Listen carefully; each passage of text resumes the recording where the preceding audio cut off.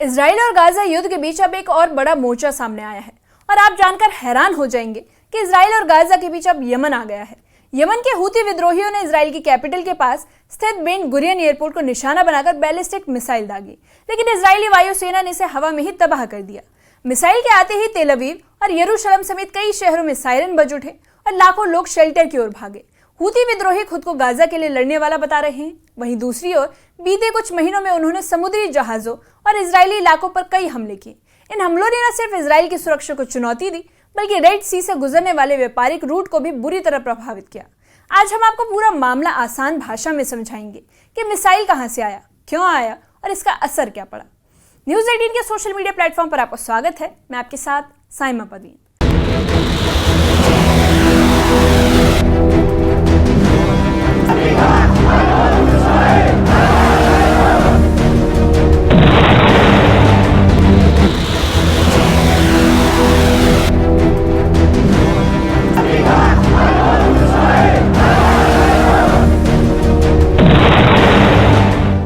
दरअसल यमन के हूती विद्रोहियों ने इजराइल पर एक बैलिस्टिक मिसाइल दागा। मिसाइल को बेन गुरियन इंटरनेशनल एयरपोर्ट के पास गिराने की कोशिश की गई थी, लेकिन इजरायली एयर डिफेंस सिस्टम ने उसे समय रहते इंटरसेप्ट कर लिया।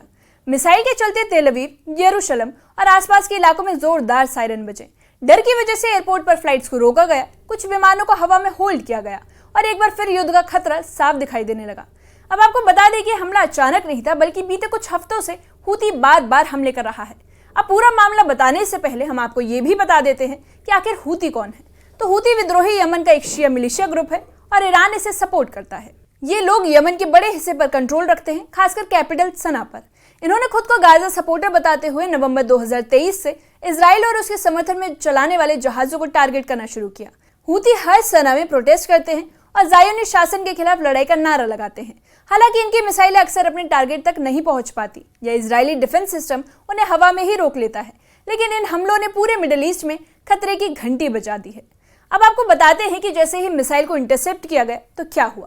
दरअसल जैसे ही मिसाइल को इंटरसेप्ट किया गया, इजराइल के कई शहरों में लोगों को बंकरों में जाने के लिए कहा गया। एयर ट्रैफिक रोकना पड़ा। दुबई से आ रही फ्लाइट, दुबई की फ्लाइट को हवा में ही होल्ड रखा गया।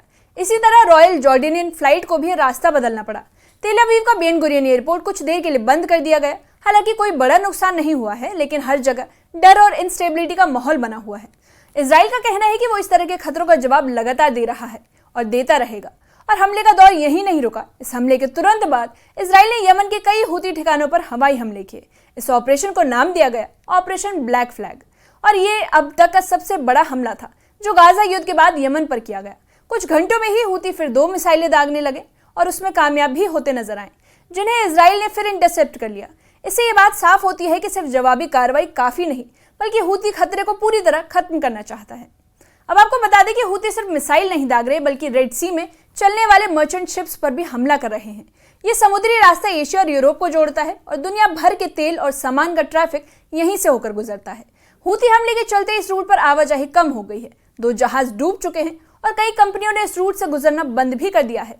इजराइल का रेड सी पोर्ट इलात बार बार बंद हो रहा है। इसका सीधा असर वैश्विक व्यापार पर पड़ रहा है। वहीं हूती विद्रोहियों ने नवंबर 2023 से अब तक दर्जनों मिसाइल और ड्रोन हमले किए हैं। इनमें ज्यादातर इजरायली डिफेंस सिस्टम ने नष्ट कर दिया, तो वो मकसद तक नहीं पहुंच पाई, जबकि कुछ हमलों में नुकसान हुआ, लेकिन बड़ी तबाही टल चुकी है। सबसे गंभीर हमला तब हुआ जब डेड सी के पास हजारों लोगों को सुबह सुबह शेल्टर में जाना पड़ा। उस समय एरो डिफेंस सिस्टम ने मिसाइल को रोका था। हूती का दावा है कि ये सब गाजा के लोगों के लिए किया जा रहा है। हूती विद्रोहियों का कहना है कि वो इजराइल को रोकने के लिए हमले कर रहे हैं। उनका दावा है कि गाजा में हो रही तबाही के खिलाफ ये एकता की लड़ाई है। उनका नारा है कि हम गाजा के साथ खड़े हैं। हालांकि आलोचकों का कहना है कि हूती इस मौके का फायदा उठाकर अपने अंतर्राष्ट्रीय पहचान मजबूत करना चाहता है और ईरान की रणनीति को आगे बढ़ा रहा है। चाहे वजह जो भी हो, उनके हमलों ने पूरी मिडिल ईस्ट को और भी अनस्टेबल बना दिया है। इजराइल के पास दुनिया के सबसे एडवांस्ड एयर डिफेंस सिस्टम है। आयरन डोम, डेविड स्लिंग और एरो सिस्टम जैसे सिक्योरिटी सिस्टम अब तक कई बार देश को मिसाइल हमलों से बचा चुके हैं। यमन से दागी गई हालिया मिसाइल को एरो डिफेंस सिस्टम ने इंटरसेप्ट कर लिया, जो लंबी दूरी की मिसाइलों को रोकने के लिए तैयार किया गया था। इजराइल की सुरक्षा एजेंसियां 24 घंटे अलर्ट रहती हैं, लेकिन खतरा 2000 किलोमीटर दूर से आ रहा है, जिससे हर बार मिसाइल को रोकना मुश्किल हो सकता है। और यही वजह है कि इजराइल अब सिर्फ डिफेंस सिस्टम नहीं बल्कि ऑफेंस की नीति अपना रहा है। जैसे ही मिसाइल की खबर आई, बेन गुरियन एयरपोर्ट पर हाई अलर्ट घोषित कर दिया गया। इनकमिंग फ्लाइट्स को होल्ड पर डाल दिया गया। कुछ प्लेन्स को भूमध्य सागर के ऊपर ही रोक दिया गया। दुबई से आने वाली फ्लाई दुबई की फ्लाइट और जॉर्डन से आ रही रॉयल जॉर्डनियन फ्लाइट को भी रीरूट किया गया। ये सब इसलिए किया गया ताकि अगर मिसाइल गिर भी जाए तो कोई बड़ा नुकसान ना हो। हालांकि बाद में एयर ट्रैफिक नॉर्मल हो गया, लेकिन इस तरह के हमले ने साफ कर दिया है कि अब इजराइल की घरेलू व्यवस्था पर भी सीधा असर हो रहा है। मिसाइल अलर्ट के चलते लाखों लोगों को अपने घरों से बाहर निकलकर बंकरों में छिपना पड़ रहा है। रात के समय सायरन बजने से लोगों में डर और घबराहट फैल गई है। खासकर यरूशलम, शारोन रीजन और शफीला जैसे इलाके में लोग घंटों तक शेल्टर्स में बैठे रहे। ये अब आम बात होती जा रही है, जहां हूती हमलों के कारण लोगों की दिनचर्या बार बार टूट रही है। बच्चे, बुजुर्ग और महिलाएं सभी पर मानसिक दबाव बढ़ रहा है।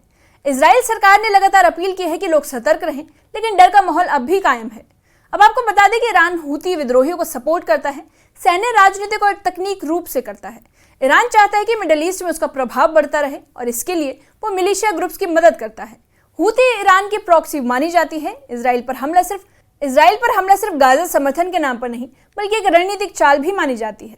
इजराइल को चारों ओर से घेरना ईरान की पुरानी नीति रही है। उत्तर में हिजबुल्लाह और दक्षिण में हूती। इसलिए अब जब इजराइल यमन में कार्रवाई कर रहा है तो वह दरअसल ईरानी प्रभाव के खिलाफ लड़ाई लड़ रहा है। इस हमले के बाद अमेरिका, फ्रांस और ब्रिटेन जैसे देशों ने इजराइल के साथ एकजुटता दिखाई। अमेरिका ने कहा कि वो इजराइल की रक्षा के लिए हर तरह की मदद करेगा। वहीं कुछ देश ऐसे भी हैं जैसे कतर और मिस्र युद्ध विराम को लेकर मध्यस्थता कर रहे हैं। लेकिन यमन में स्थिति बेहद पेचीदा है। वहां पहले से गृह युद्ध यानी सिविल वॉर चल रही है और अब जब इजरायली हूती संघर्ष ने स्थिति को जटिल बना दिया है।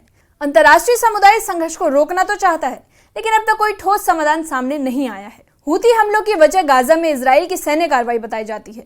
अक्टूबर 2023 से गाजा में जो युद्ध शुरू हुआ, उसमें अब तक 58,000 से ज्यादा लोग मारे जा चुके हैं। गाजा अधिकारियों के अनुसार यही वो संघर्ष है जिसने पूरे मिडिल ईस्ट को हिलाकर रख दिया है। यमन से लेकर लेबनान तक कई समूह इस लड़ाई में फिलिस्तीन के समर्थन के नाम पर शामिल हो गए हैं।